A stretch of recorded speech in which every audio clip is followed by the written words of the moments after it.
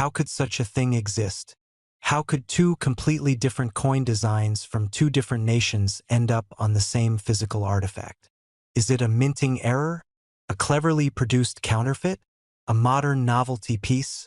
Or something far more curious and valuable? That is exactly what this coin is. A riddle wrapped in copper. A coin that shouldn't exist, and yet it does.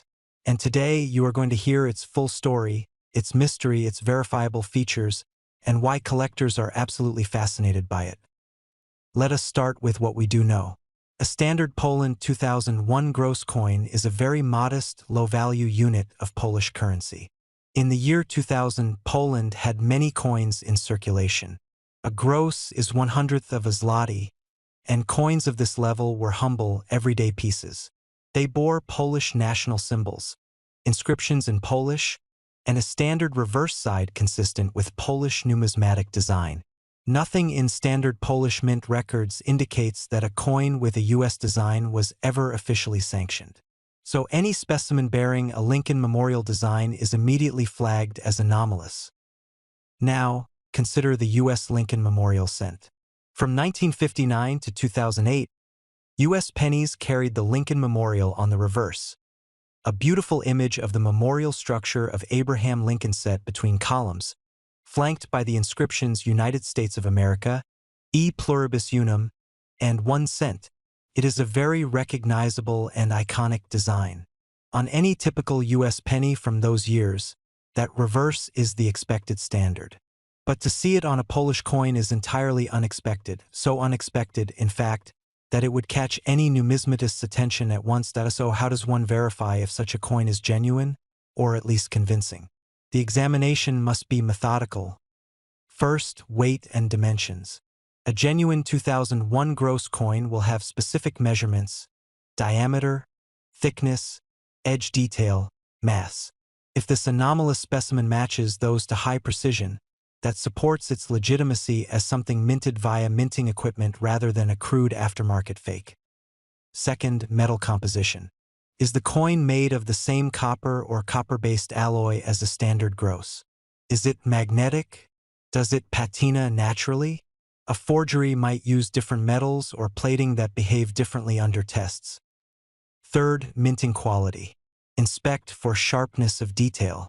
On the reverse side, are the columns of the Lincoln Memorial crisp? Are the inscriptions clean and even? A sloppy or misaligned reversing might betray a modern reproduction or tampering. Fourth, provenance and documentation. Does this specimen come with any provenance? Any photographic record, prior auction history, or mentions in numismatic journals? A coin like this deserves traceable history. Finally, expert opinion. A recognized numismatic expert or grading service can analyze die configuration, microscope photography, and assign a grade or authenticity opinion. Their certification carries immense weight. Now, let your imagination wander.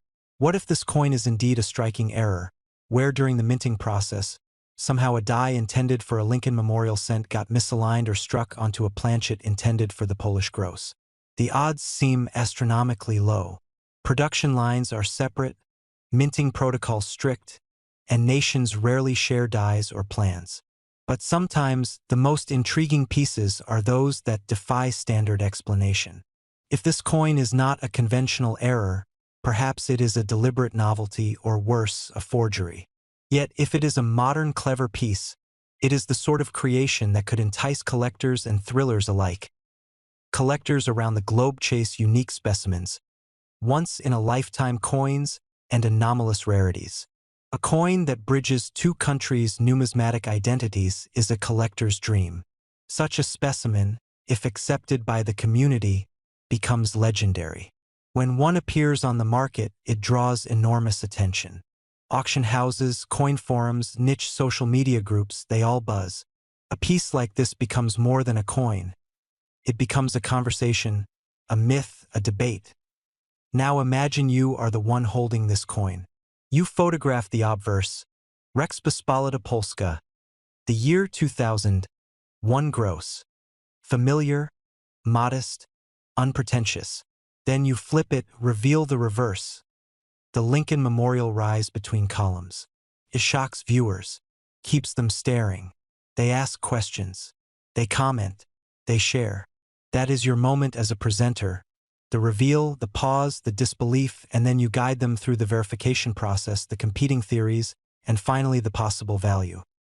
Because as with all rare treasures, value is tied to authenticity, rarity, desirability, and above all, belief. If this specimen passes muster under scrutiny and gains acceptance among numismatists, it could become one of the most talked about coins of its era.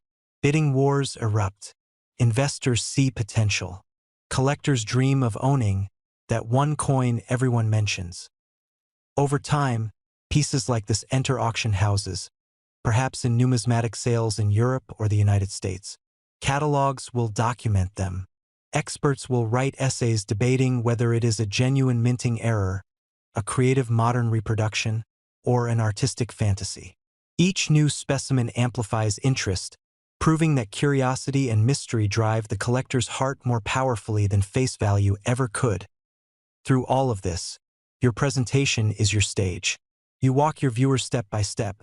Here is what a normal Grosz looks like. Here is the Lincoln Memorial sent reverse.